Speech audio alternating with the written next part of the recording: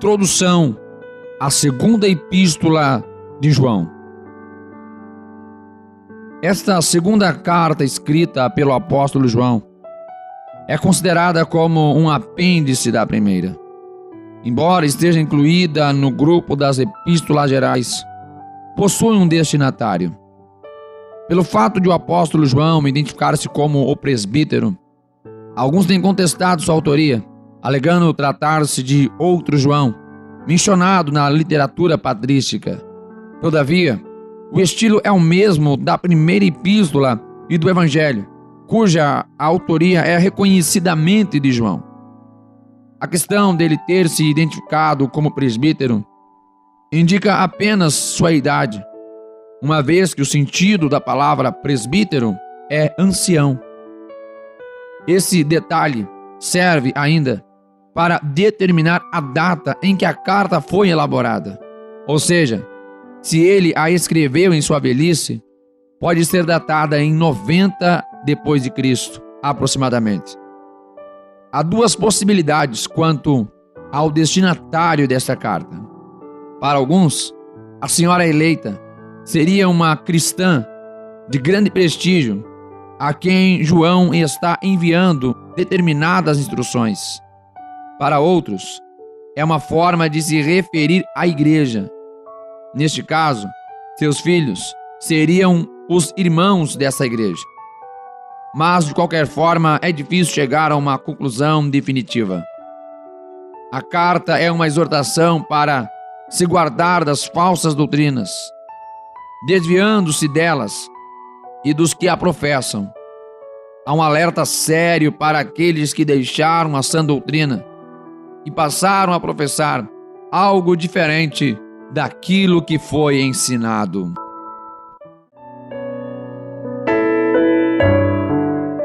Segunda epístola de João.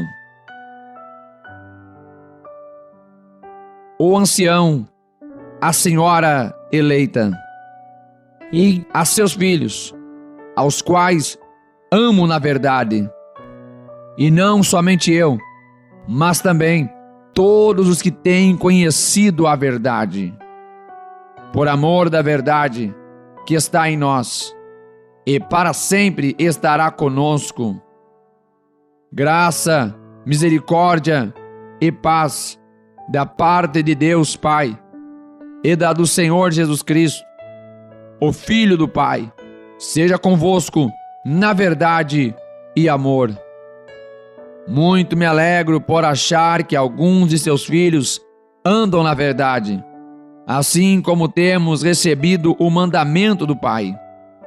E agora, Senhora, rogo-te, não como escrevendo-te um novo mandamento, mas aquele mesmo que desde o princípio tivemos, que nos amemos uns aos outros. E o amor é este, que andemos segundo os seus mandamentos. Este é o mandamento, como já desde o princípio ouvistes, que andeis nele. Porque já muitos enganadores entraram no mundo, os quais não confessaram que Jesus Cristo veio em carne. Este tal é o enganador e o anticristo. Olhai por vós mesmos, para que não percamos o que temos ganho, antes recebamos o inteiro galardão. Todo aquele que prevarica e não persevera na doutrina de Cristo não tem a Deus. Quem persevera na doutrina de Cristo, esse tem tanto ao Pai como ao Filho. Se alguém vem ter convosco e não traz esta doutrina, não o recebais em casa, nem tampouco o saudeis, porque quem o saúda tem parte nas suas más obras. Tendo muito o que escrever-vos, não quis fazê-lo com papel e tinta, mas espero ir ter convosco e falar face a face, para que o nosso gozo seja cumprido. Saúdam-te os filhos de tua irmã, a eleita. Amém.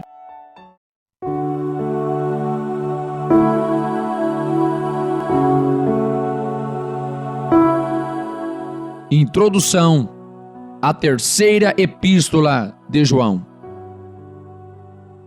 Tal como a segunda, esta terceira carta do apóstolo João é datada aproximadamente no ano 90 depois de Cristo.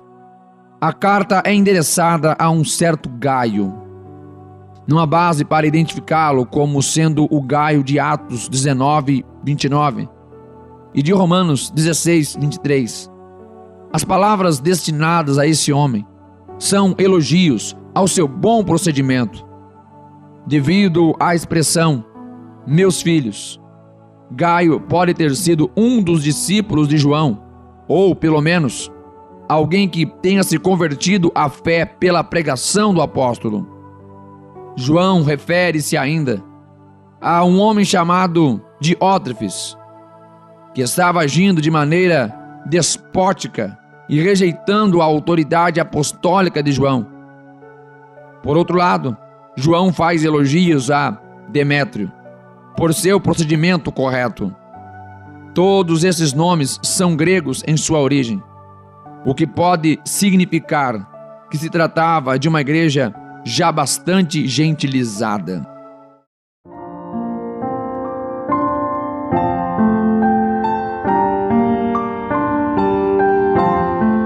Terceira epístola de João. O presbítero ao amado Gaio, a quem em verdade eu amo. Amado, desejo que te vá bem em todas as coisas e que tenhas saúde, assim como bem vai a tua alma. Porque muito me alegrei quando os irmãos vieram e testificaram da sua verdade, como tu andas na verdade. Não tenho maior gozo do que este, o de ouvir que os meus filhos andam na verdade. Amado, procedes fielmente em tudo o que fazes para com os irmãos e para com os estranhos, que em presença da igreja testificaram do seu amor, aos quais, se conduzires como é digno para com Deus, bem farás. Porque pelo seu nome saíram, nada tomando dos gentios. Portanto, aos tais devemos receber, para que sejamos cooperadores da verdade. Tenho escrito à igreja, mas Diótrefes, que procura ter entre eles o primado, não nos recebe. Por isso, se eu for, trarei à memória as obras que ele fez, proferindo contra nós palavras maliciosas. E não contente com isto, não recebe os irmãos, e impede os que querem recebê-los, e os lança fora da igreja.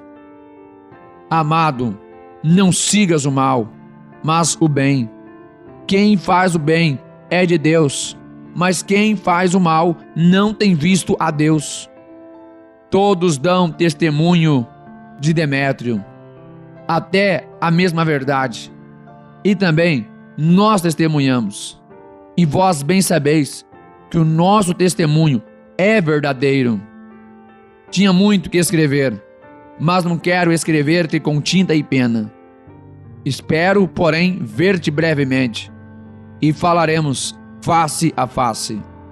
Paz seja contigo. Os amigos te saúdam.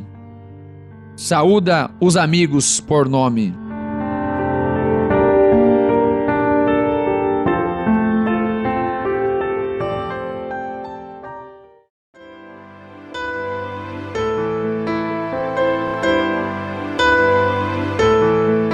Introdução à Epístola de Judas. O autor se identifica como Judas, irmão de Tiago. Como os dois nomes são bastante comuns no Novo Testamento, algumas vezes esta identificação varia. Todavia, o mais aceitável é que esteja se referindo a Judas, irmão de Jesus, conforme relatado em Marcos capítulo 6, versículo 3. Uma vez que este Tiago também seria irmão de Jesus. Provavelmente foi um dos últimos livros a serem escritos, pois parece descrever uma situação em que o cristianismo já experimentava certo desenvolvimento. O objetivo desta epístola é descrito na seguinte postura que o cristão deve abraçar: batalhar pela fé que uma vez foi entregue aos santos.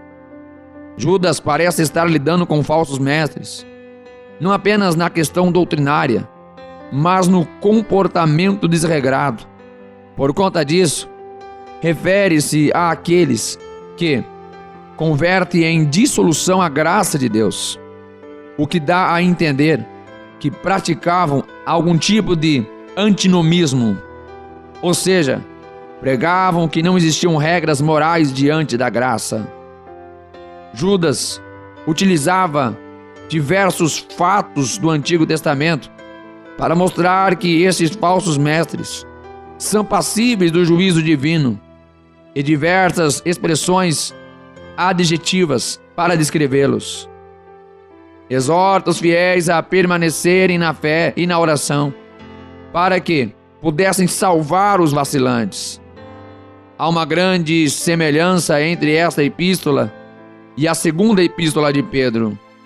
É bem provável que tenha havido algum tipo de interação entre os dois autores, mas não é possível determinar quem influenciou a quem.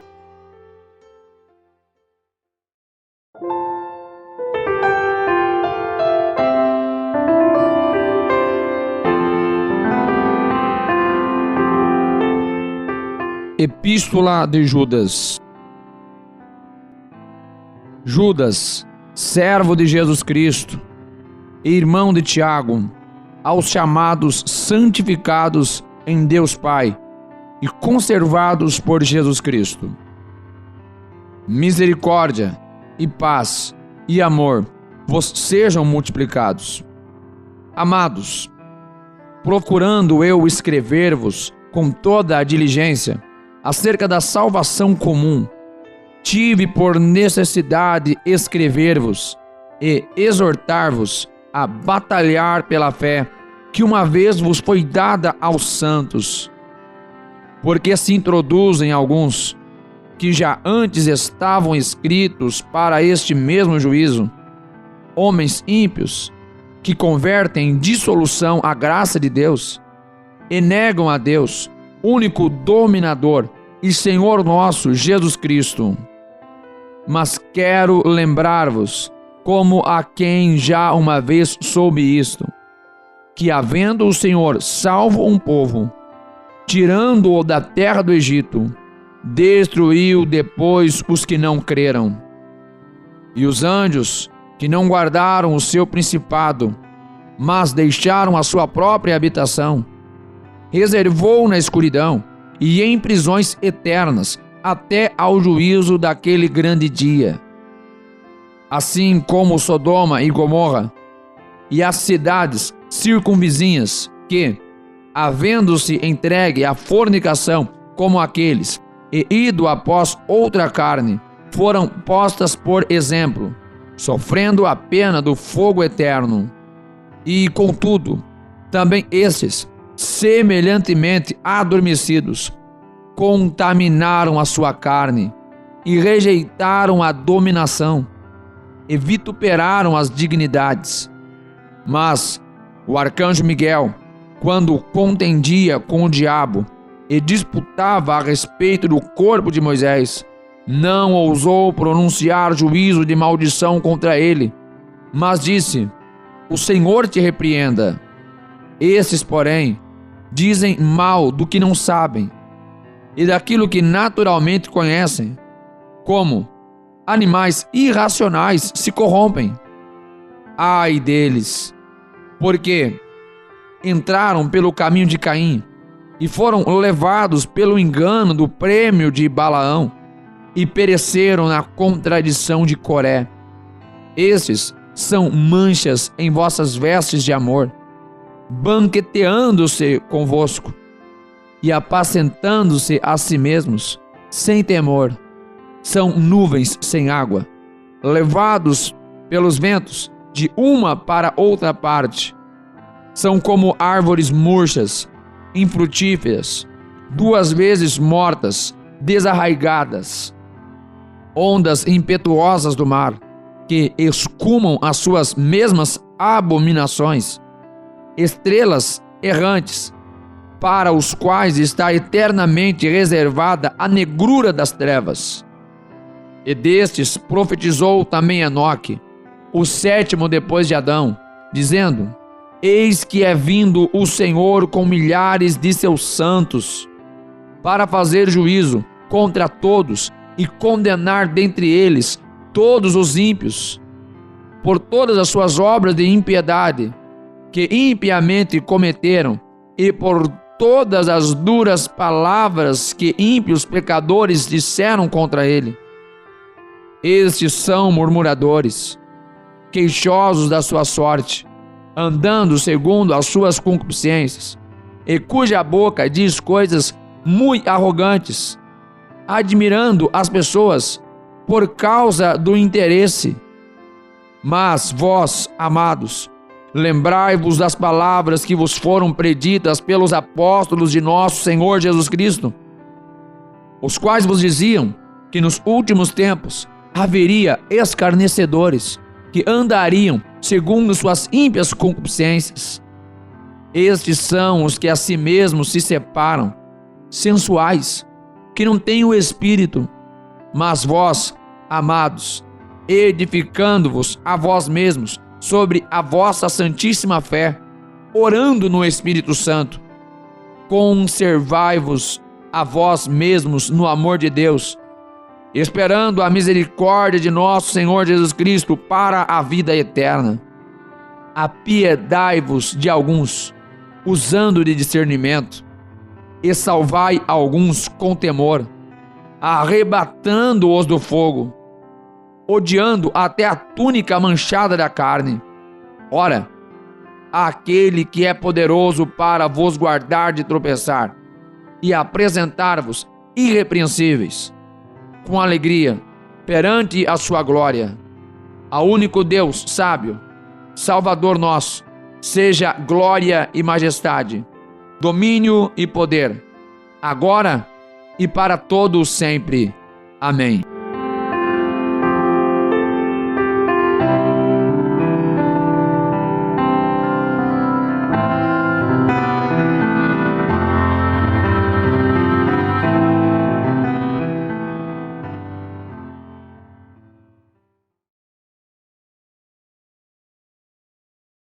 Compartilhe para o maior número de pessoas, deixe o seu gostei, o famoso joinha, faça um comentário, escreva aqui para nós como essa leitura tem sido para você.